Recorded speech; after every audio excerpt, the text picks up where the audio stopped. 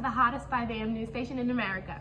And my name is Glenda Ivanka, and we have some breaking news today for all of you watching at home. President William McKinley has been assassinated. Let us take a moment to honor and remember our president with everyone's fondest memory of him and how the result of the election of 1896 and McKinley winning shaped America into what it is today. We have prepared a segment of William McKinley beefing with his biggest presidential competitor, William Bryant. I hate you, Democrats!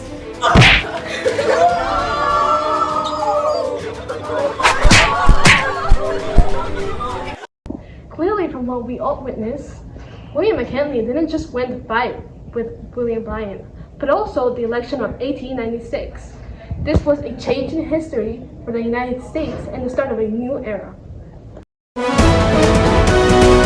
shit was crazy. When I saw McKinley stomp out Bryant, I thought I was gonna pass out. What in tarnation? I just saw the president, he beat the life of an innocent man!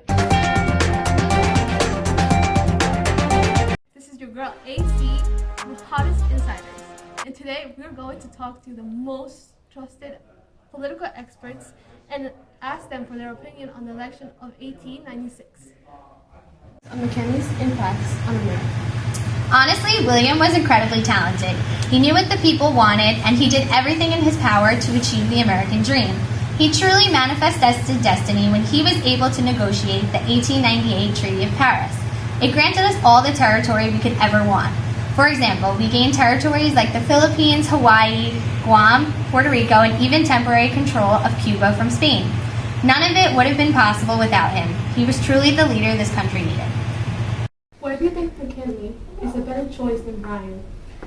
McKinley is a better choice since he supported the gold standard, and my friend, that's a good choice. You know that. With the gold standard, there was no chance of inflation. The government and banks couldn't manipulate the money supply. This was a beautiful song to industrialist ears.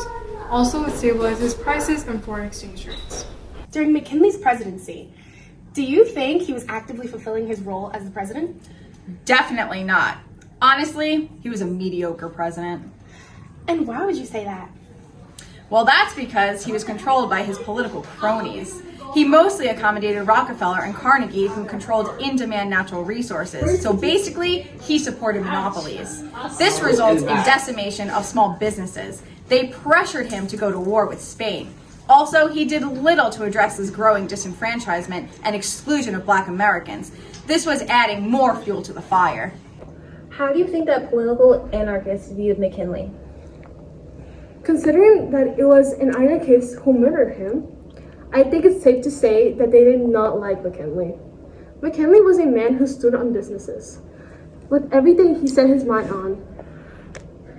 And on top of being the face of America as the president, he was elected for his leader-like qualities. For example, in order to further his campaign, he created a temporary alliance with people like farmers, agrarians, that were opposed to William Bryant.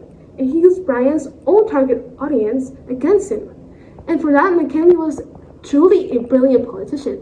But to anarchists, he was a major threat.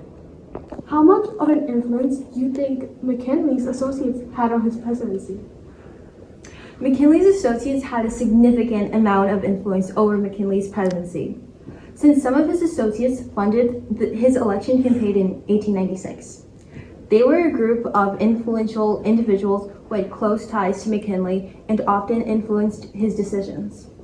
One example of an influential associate during McKinley's presidency was John D. Rockefeller, the famous oil tycoon.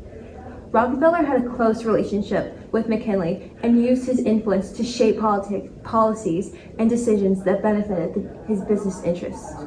Their relationship played a big role in shaping McKinley's economic and industrial policies. McKinley could have done a better job addressing the issues of Chinese immigration.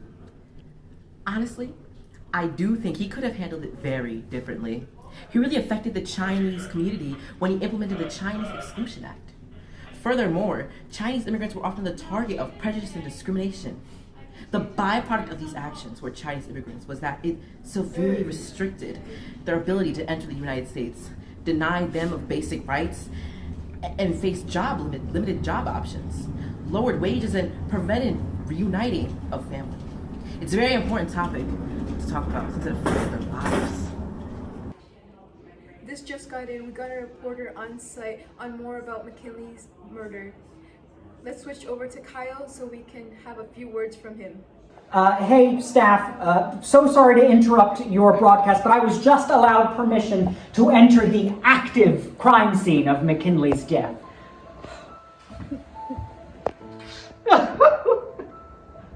At the end of the day, we've not only lost our president, we've lost a husband, a brother, a father, and most importantly, we've lost our country's strongest leader.